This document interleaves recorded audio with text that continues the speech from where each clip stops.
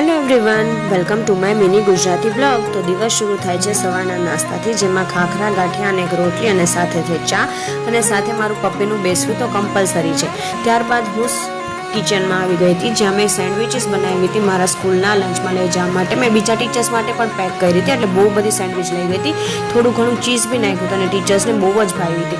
અહીંયા જો મને સેન્ડવિચ જોઈને ભૂખ લાગી ગઈ હતી પાછી, એટલે મેં બીજી વાર નાસ્તો કરી લીધો હતો। પછી હું લંચ બનાવીને સ્કૂલ જતી રહી હતી, જેમાં મેં કેપ્સિકમનું શાક બનાવ્યું હતું, થોડુંક દહીં નાખીને અને રેડીમેડ લસણ આદુની પેસ્ટ ટ્રાય કરી હતી ફર્સ્ટ ટાઈમ, પણ મને જરાય મજા ન આવી। ઘરની જે સ્પેશિયલ અને ખાસ ફ્રેશ જે વાટેલી હોય છે ને પેસ્ટ, એના જેવી મજા પેકમાં નથી આવતી।